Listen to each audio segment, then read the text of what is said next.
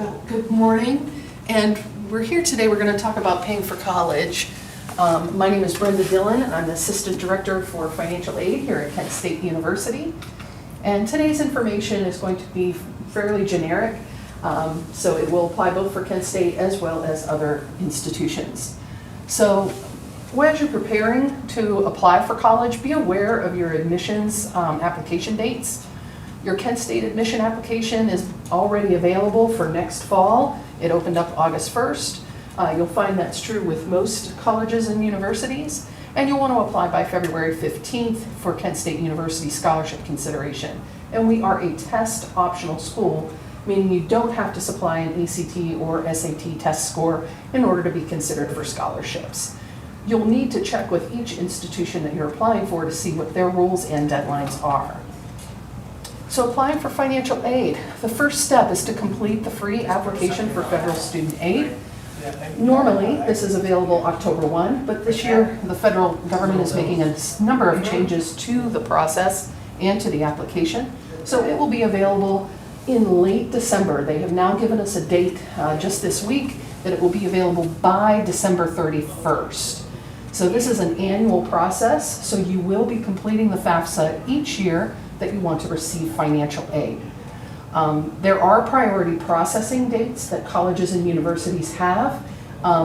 Check with your financial aid office. For Kent State, that is February 15th.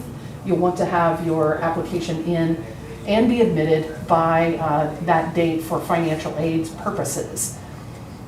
24-25 FAFSA uses prior year tax data, which for the 24-25 is going to be 2022 tax filing information. The direct data exchange will just automatically pull all of your federal tax data directly from the IRS.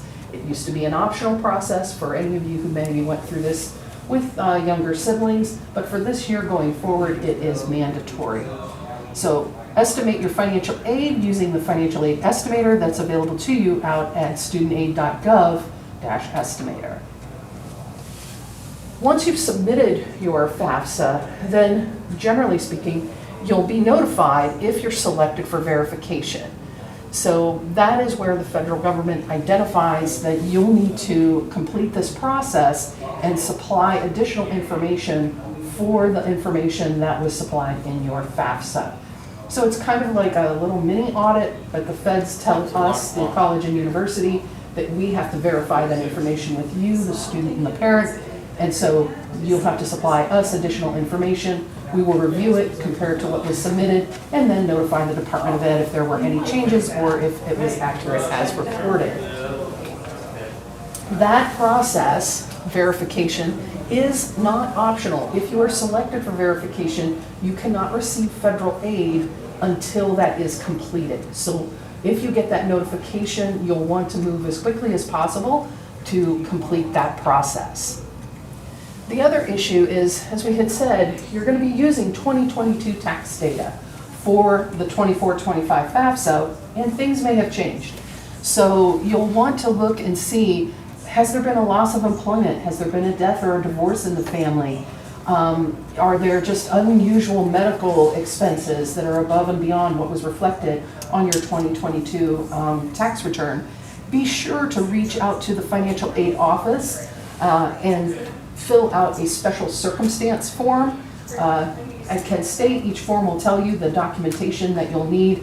Each circumstance requires a different set of supporting data, and you'll need to submit that, and then we will recalculate your federal SAI, student aid index, based on that new information.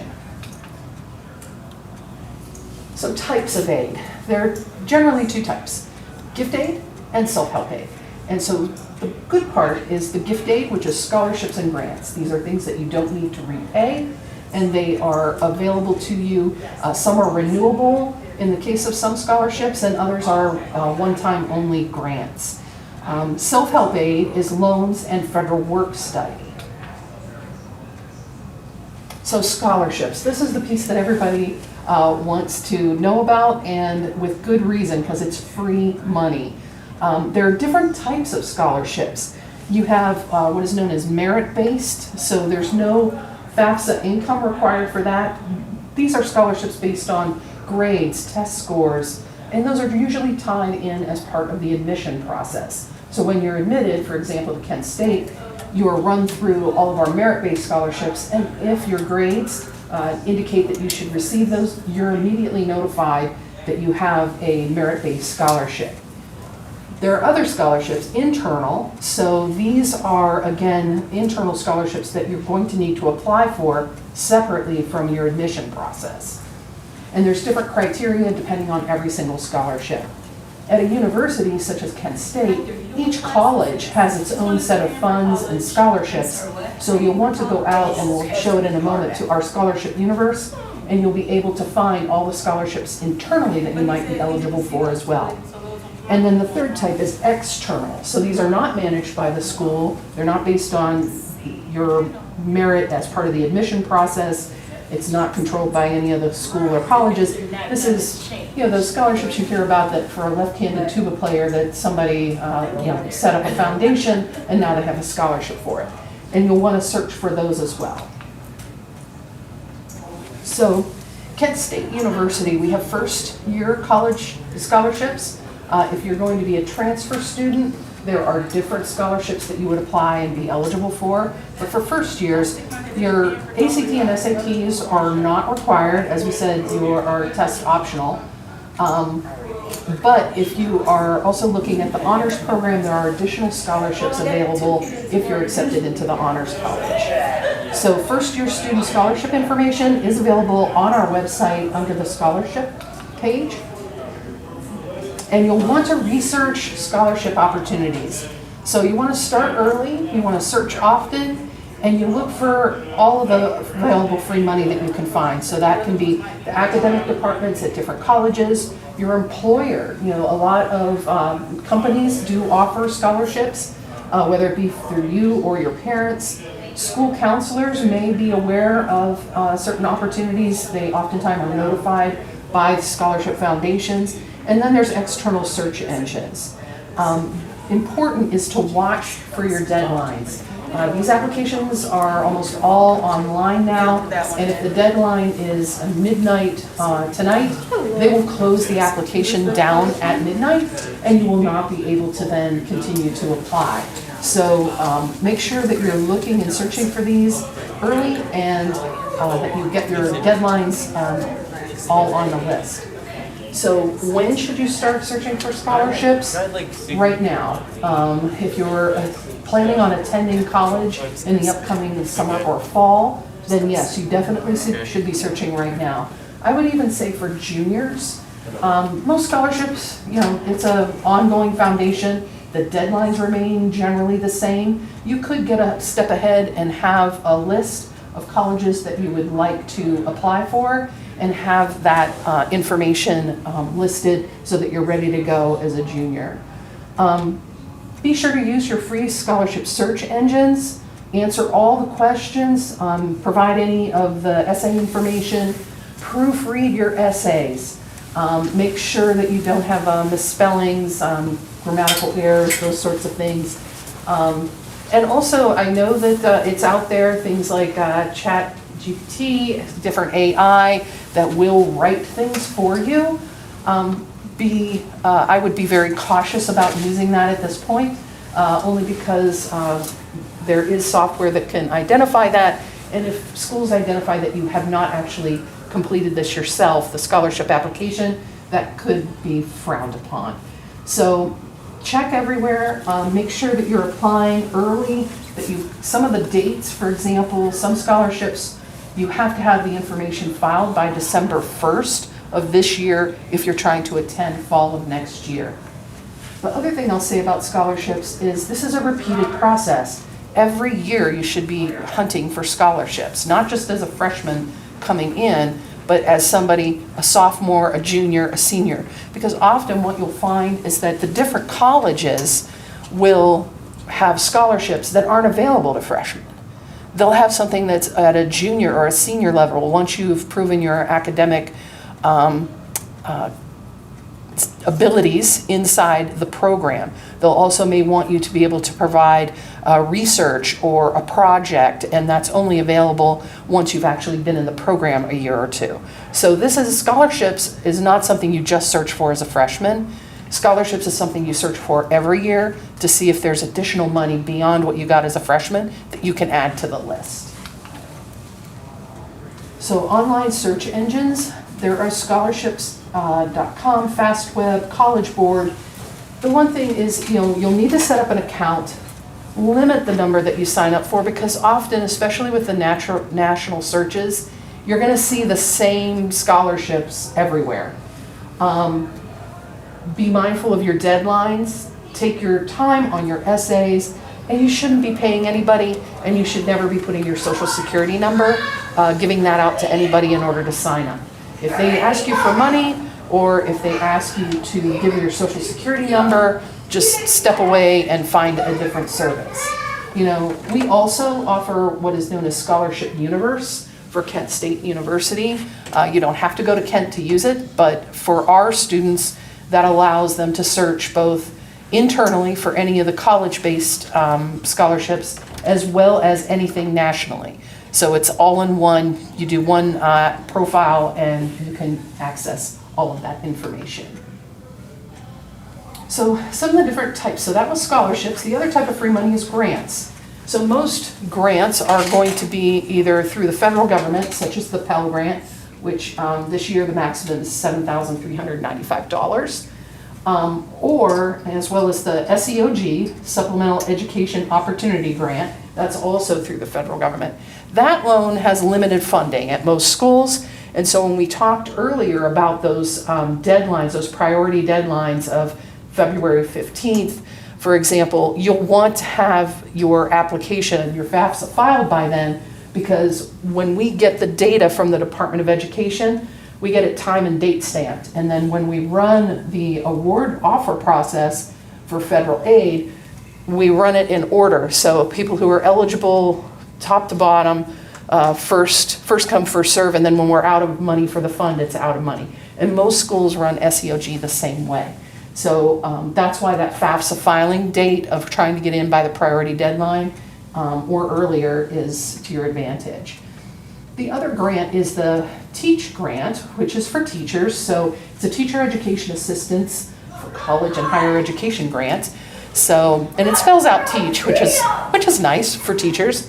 And obviously that's specific for individuals going in to actually be teachers. So if you're going in for middle childhood or education program, once you're admitted in that, you would have access to additional funds through that program.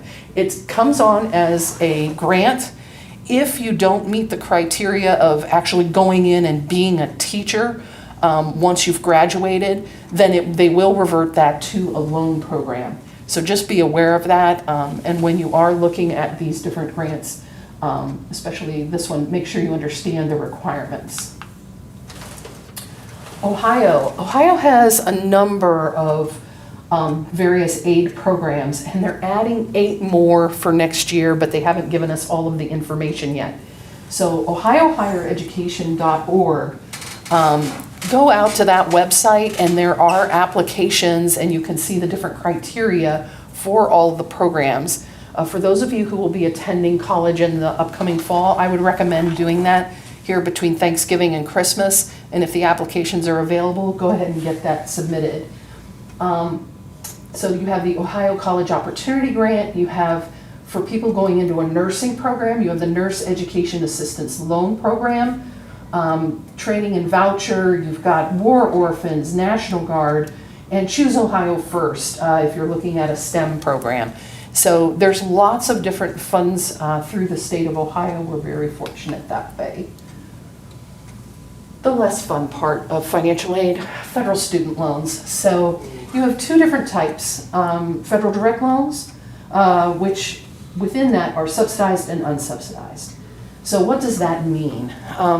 Subsidized means that the federal government is paying the subsidy, meaning they're going to pay the interest for you while you're in school. So no interest is accruing on that loan. Unsubsidized means the interest is accruing and you'll eventually need to pay that interest even on the amount that's accrued while you're in school. So the maximum amount for freshmen is $5,500.